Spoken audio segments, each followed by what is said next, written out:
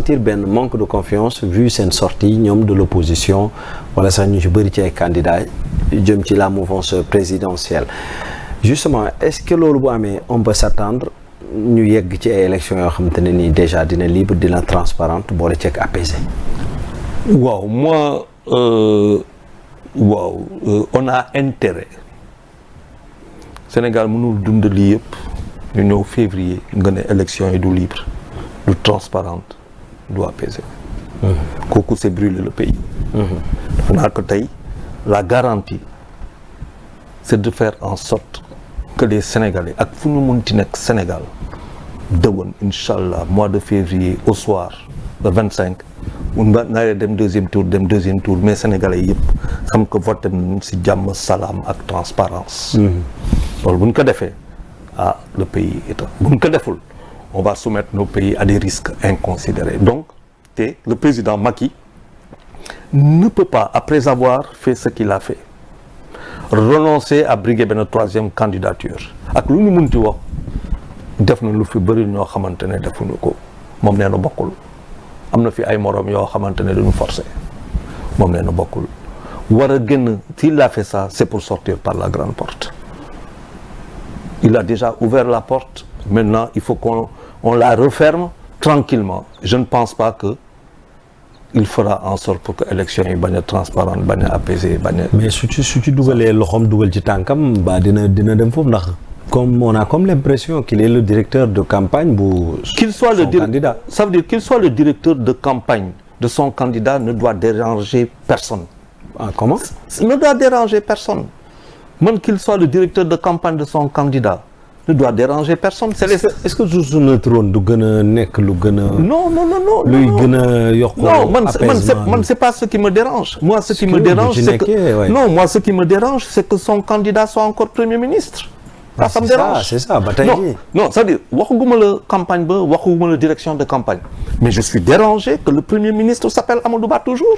Il doit quitter ce poste. Mais je pense que la première des choses, à partir du moment où il a décidé d'un candidat pour Benno Bokk Yakaar qui se trouve être Amadou Ba, mais la première des choses, c'est-à-dire, moi je suis un contribuable. J'ai envie que Amadou Ba me parle de son projet, de ce qu'il va faire et tout ça, de la même manière que bëgg naa keneen wax, mais sans pour autant nga nekk aux affaires. Parce que là, mu ngi def des visites, des tournées, mais yu mel ni allure campagne la jël. Je peux donc la campagne commence. Loolu yëpp bëgg mën na ko def, mais à condition que pour moi aujourd'hui, honnêtement, c'est pour ça que je dis dafa am lu ma namm. Moi je suis un démocrate pur et dur, dans la mesure où notre démocratie elle coûte cher. Elle coûte cher. Nous la soutenons. Il n'y a pas que les politiques qui soutiennent la démocratie sénégalaise. Je ne peux pas accepter, moi je le dis, et je suis un contribuable qui l'a fait. Je dis, je ne peux pas accepter que le président de la République n'est que candidat, madame, président sortant n'est que candidat, n'est que président. Je dis d'accord. Mais sur l'éthique que je me fais, moi, de la politique, la moralité et tout ça, Amadou Ba est candidat à la présidentielle 2024. Il quitte le gouvernement. Il démissionne de son poste. Et il est mis fin à toute fonction de tous ceux qui veulent briguer la présidence. Quel que soit le poste qu'ils doivent avoir, ils doivent démissionner pour maintenant aller à la quête de l'électorat. Nous, les Sénégalais, on veut continuer. Président Macky Sall day dem mais ñun on veut continuer avec vous ñun lii bëgg nañ def lii bëgg na Sénégalais yi tànn d'accord ou non mais ça moi j'aurais discuté de ça maintenant que le président soit le directeur de campagne de Amadou Ba moi honnêtement ça ne me dérange pas mais c'est cohérent ce que je ne peux pas accepter c'est que le contribuable que je suis voit que le premier ministre est toujours là alors qu'il candidate moi il y a quand même notre argent. Mais le fait qu'ils disent également, moi, les membres de la mouvance présidentielle, c'est le candidat de la continuité. Est-ce que nekkul benn mauvaise communication parce que day mel ni comme si dara changé wul vu ñeneen ñi ñu koy waxee. Non, attention, le président, il a son bilan matériel. Sur le bilan matériel, mën nañu bañ a nangu président ses choix. Mais munoo ne amul munoo ne le bilan matériel du président Macky Sall est nul wala est négatif. Sur le bilan immatériel mun nañu wax ba géex léegi ñoom ils comptent aussi bien sur le bilan, ils vont te parler de bilan immatériel parce que si nous waxul bilan immatériel dafay graaw. Et ils vont parler de bilan matériel. Mais comment peut-il Amadou Ba ñëw ne président Macky Sall lu mu fi def yëpp ji baaxul. man daal je vais indi lu bees. mais indi lu bees booy dekk saa waay ku la précédé jox la affaire yi moom yow yaa ngi indi lu mu fi deful. non da ngay yokk lu mu def. Donc ils sont dans la continuité. Maintenant cette continuité-là, comment faire en sorte pour que nu ngi koy jaay Sénégalais yi, c'est dans le discours, c'est dans l'attitude, c'est dans le leadership, c'est dans la confiance en soi ba nga xamante ne Sénégalais yi dinañ la ko nangul ne la waa ñun on a envie de continuer avec toi ou on ne veut pas continuer avec toi. Mais les Sénégalais ils vont l'apprécier sur plusieurs critères. Est-ce que Sénégalais yi 12 ans de Macky Sall ou 12 ans du système Macky Sall ou 12 ans de la gouvernance Macky Sall est-ce que doy la na lu kooku Sénégalais yi ñoo koy wax dëwan léegi ñoom seen liggéey ce n'est pas dire nous on va vers la rupture elle ne peut être portée que par l'opposition mais ñoom bu ñu waxee rupture ça veut dire que eux-mêmes ils sanctionnent Macky Sall ils peuvent pas le faire ils peuvent pas s'ils parlent de rupture ils sanctionnent le président.